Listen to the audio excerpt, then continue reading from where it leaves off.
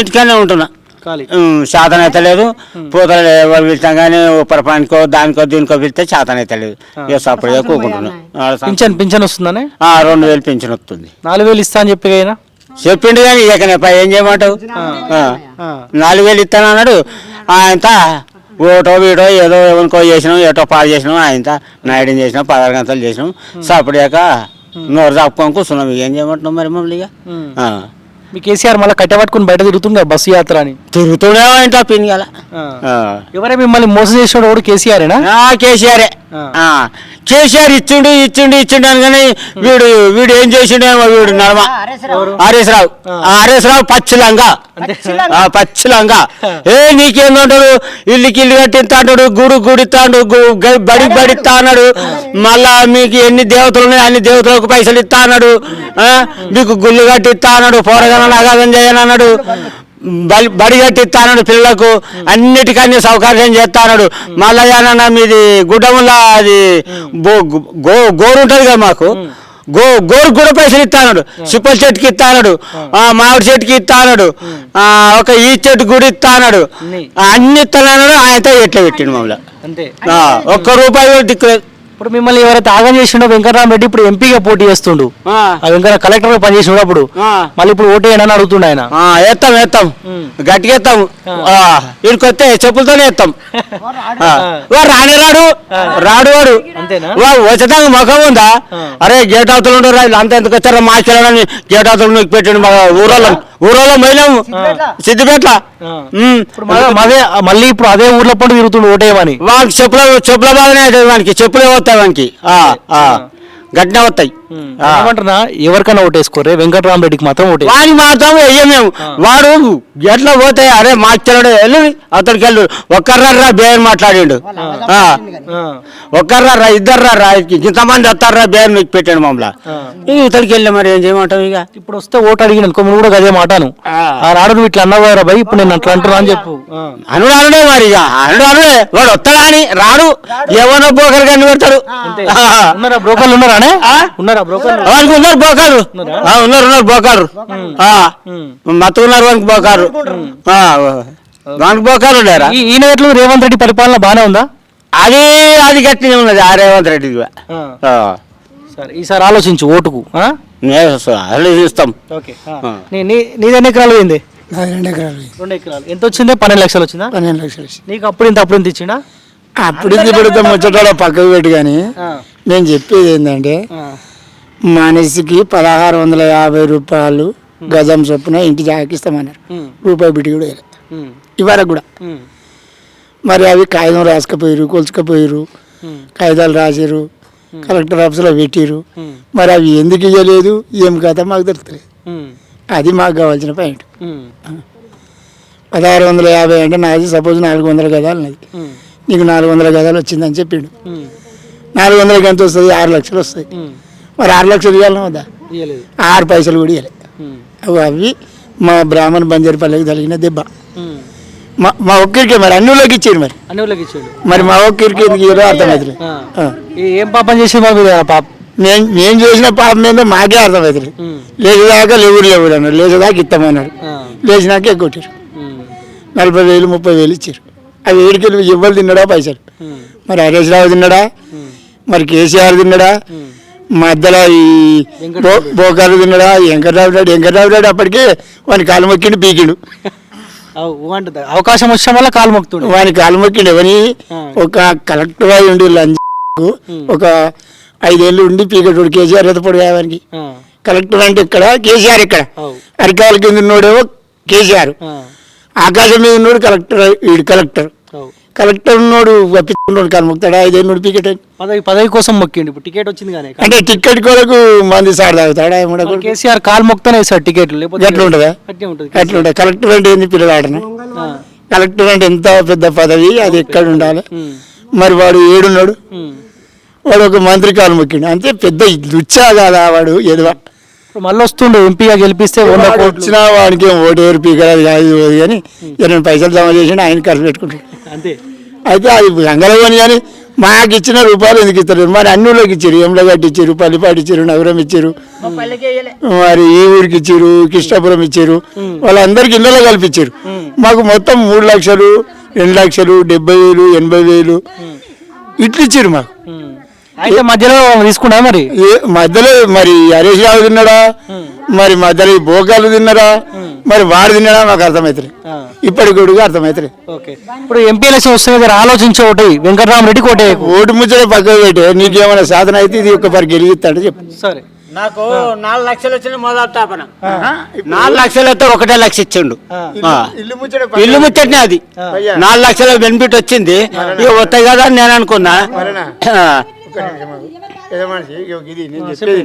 పూర్తిగా ఇప్పుడు నాకు ఇంటికి ఇల్లు జాగా దొడ్డి జాగా బంగుళా నాది సులాబే 4,50,000 ఇచ్చిండు 4,50,000 ఇచ్చినప్పుడు కాల్చడానికి వేరే ఇస్తా బాబు అన్నాడు ఇవి ఇచ్చినాక 6 నెలల నాటికి 7 నాటికి కొలిచారు కొలిస్తే ఎంత వెళ్ళింది 600 గదాలు వెళ్ళింది 600 గదాలకు నీకు 9 లక్షలు 8 లక్షలు వస్తాయని చెప్పిండు రూపాయి పెట్టి కూడా మరి అవి ఏమైంది ఎవరు తీసుకుండే అది ఎవరు చెప్తారు ఇవాళ కూడా లెక్కలేదు పత్రం ఎంతమంది చచ్చిపోయారు ఇప్పటి వరకు ఈ మల్లన్న సాగర్ బాధితులు అంతే మా ఊరు తరపున 14 ఊరాలు కలిసి ఎంతమంది చచ్చిపోయారు లెక్కలే కూడా చచ్చిపోతారు నిన్న చచ్చిపోయినవాడు మొన్న 4 చచ్చిపోయారు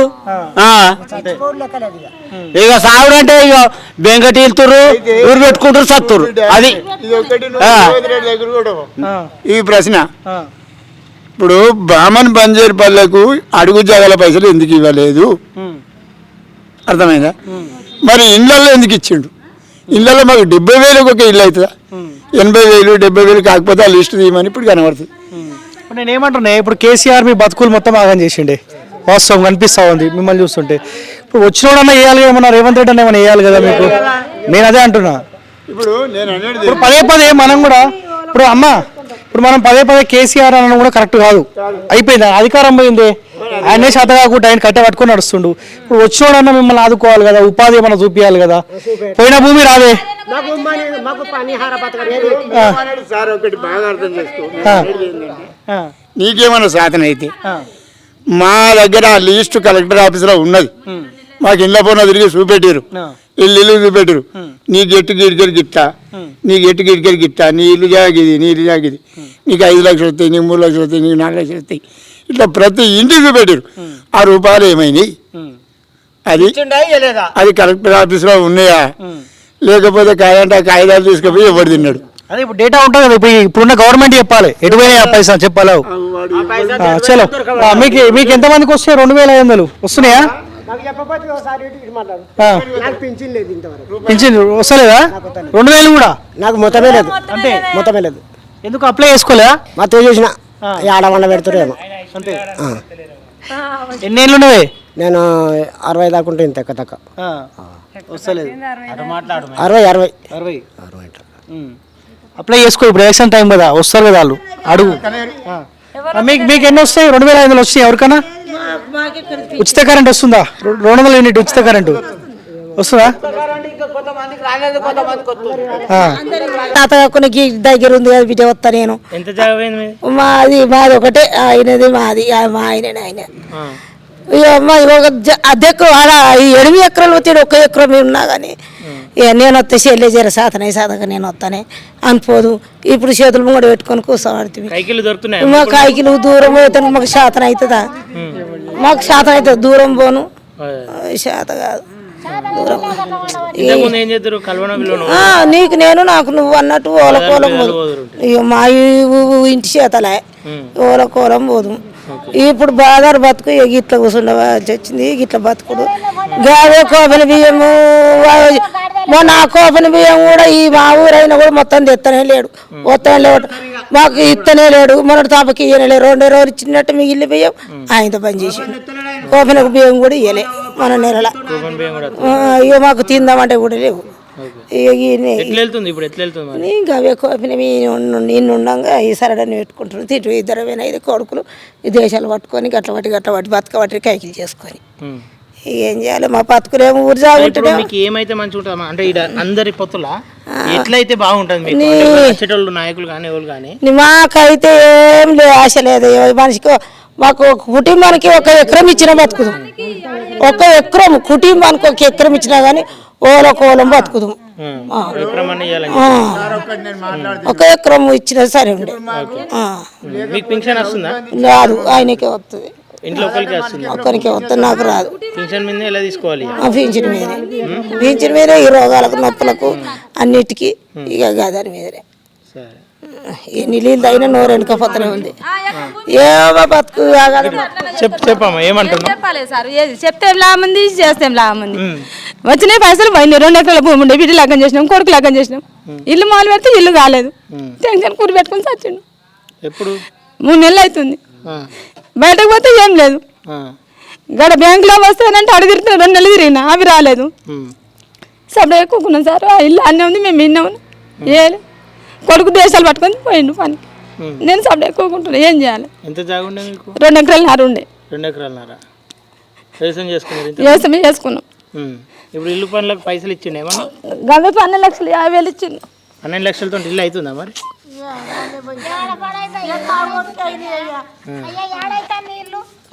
ఇల్లు లేదు, ఏం లేదు. ఇప్పుడు మీకు ఏమైతే మంచిగా ఉందా? అసలు మాకేం లేదు సార్, మాకు న్యాయం చేయర్రి. కుటుంబానికి 1 ఎకరం భూమి చేయర్రి, అది మేము చేస్తాం. మాకు ఇది చేసిన అనుకో మీకు అది చేస్తాం. కానీ అంతవరకు మేము ఎవరికి వెయ్యము, ఏ ఓటు కడికి రావము. మా దగ్గరికి మీరు ఎవరు రాకూరి, మాకు న్యాయం చేయర్రి. మా ఇప్పటికి వచ్చి వాళ్ళు ఓట్లు ఏమని ఎవరు రాలే, ఇంకా రాలేదు సార్. వాళ్ళకి అవసరం, ఇప్పుడు మీ ఓట్లు అవసరం కాబట్టి అసలే ఉంటుంది. రాలేదు ఇంకా. వచ్చినప్పుడన్నా మీరు గట్టిగా బలంగా ఉండాలి. గట్టిగా ఎవరు ఉన్నా మేము గింతే మాట సార్. మా ఊరోళ్ళకైతే బావన్ బంజరపల్లకైతే మేము ఇదే మాట చెప్తాం. మాకు ఎవరైతే కుటుంబానికి 1 ఎకరం భూమి ఇచ్చారో అసలు 11 పట్టాలు ఇచ్చి మాకు రిజిస్ట్రేషన్ పట్టాలు చేసేయని. ఏనన్నా 11 పట్టాలు చూసి కొట్టి ఇయ్యని మాకు. మేము రిజిస్ట్రేషన్ చేసేది సారు. మేము వాళ్ళకే ఓట్లు వేస్తాం సార్, అంతే. ఇక మేము ఎవరికి వేయాలంటే కూడా వేయము, మా తను కాదు కూడా. ఇక ఇప్పటికే వేసి మేము ఇంత దూరమైనాం. ఎవడేం పెద్ద చేసిన మమ్మల్ని. 300 గజాలు ఉంటే 30,000 వచ్చినాయి. ఇల్లుకు 30,000 వచ్చినాయి.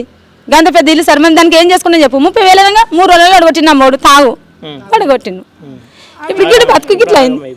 ఏం చేస్తాం సార్? మరి ఏమైనా చేస్తట్టున్నామా? అంటే ఏమంటున్నామ్మా, ఆల్రెడీ సొంత ఇల్లు ఉండే, మీకు భూములు ఉండే, కోల్పోయారు. అంటే మనిషి సచ్చిందంతో సమానం. ఇప్పుడు సొంత రెస్పెక్ట్ వచ్చారంటే సచ్చిందంతో సమానం. ఇప్పుడు వచ్చినప్పుడన్నా జర బలంగా ఉండి మీ ఓట్లప్పుడు మీకు కావాల్సినవి అడుక్కుంటే 2,000 ఇస్తున్నానో 500 ఇస్తున్నానో ఓట్లు వేయకుండా మీకు కావాల్సింది ఏదో ఒకటి కష్టపడితే రారు అని చెప్పేసి అనుకుంటే రారే. ఎప్పటికైనా ఏమంటున్నా, ఎంత కాదనుకున్న ఓటు కోసం అన్న రావాలి వాళ్ళు. ఇప్పుడు రాకపోయినా 5 ఏళ్ల తర్వాతనైనా రావాలి. వస్తారు, ఇంకొక 10 రోజులు ఉంది. 10 రోజులలో ఖచ్చితంగా వస్తారు. వచ్చినప్పుడు మీకు అవసరం ఉన్నాయి 500 2,000 ఇస్తా అంటే పైసల కోసం కాకుండా మీకు అవసరం ఏది ఉంది, మాకు ఇది ఉంది, ఈ డిమాండ్ ఓటు నెరవేరుస్తారు. మీరు ఓట్లు నెరవేరుస్తారు, వాళ్ళకి ఓట్లు వేయరు బలంగా ఉండి. అట్లా వస్తారు. ఎందుకు రారు? ఖచ్చితంగా వస్తారు. సరే, అన్యాయం చేసినోడు కాదే మంచోడు, ఒకరి మీద నమ్మకం భరోసా పెట్టుకోవాలి. ఒకరి మీద భరోసా పెట్టుకుంటే చేస్తాం. కానీ మాకు దగ్గరికి వచ్చేది వాళ్ళు కోపాలు ఉన్నారు, వాళ్ళ ఏరియా పోవద్దని వస్తలేరు మా ఏరియాలకు. ఈ ముప్పు కావాలకు మొత్తం తిరుగుతూ లేరు.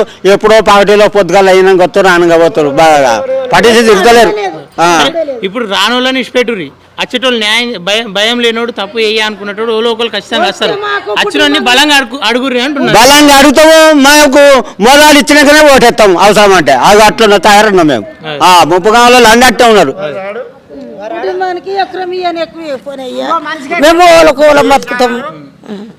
కుటుంబానికి 1 ఎకరమే ఇయ్యని, ఎక్కువ ఎక్కువని. గలావని పట్ట గదో గిదో ఇత్తనని చేసుకొని బతుకుతాం. మాకు శాతగాని బతుకులు ఏం బతుకులు, ఎట్లయినా మా బతుకులే వేస్ట్.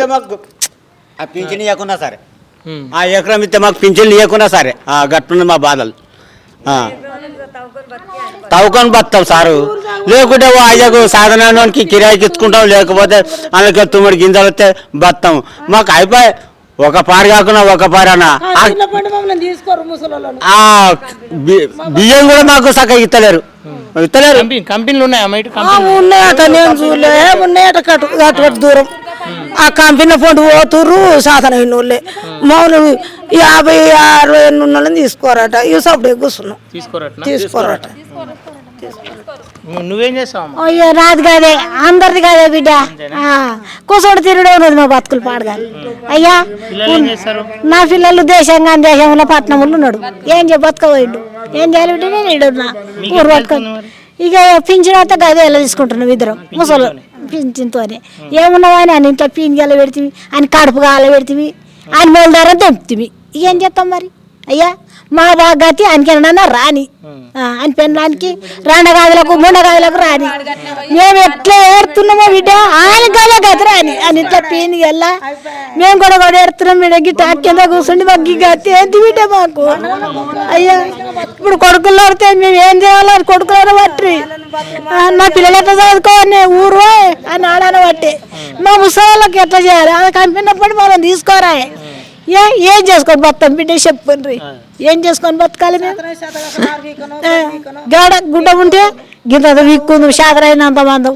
అందులో తుమ్మే వాడు బతుకుదాం బిడ్డ ఇంత అప్పుడేలు కట్టుకుందాము ఇంత ఉప్పు మిరపకాయలు తెచ్చుకుందాం బట్ట తెచ్చుకుందాం ఇప్పుడు ఎట్లా బతుకుదాం ఇప్పుడు ఏంది పోయిన ఊరు ఏం చేద్దాం మేము ఇప్పుడు గడికి పోదామంటే ఇంకేమైందా దున్నపోతాలే పో ఎవరికైనా పోకపోయినావే ఇక్కడయ్యా పో అంటారా లేదా బిడ్డ మరి ఎట్లా ఎట్లా బతుకుతాం చెప్పు ఏమైతే దాన్ని కష్టం చేసుకొని చేతకు వచ్చిన వీడికి అంటారు దేవుడు అంటే ఉన్నది తింటున్నాం లేకుంటే అంటున్నాం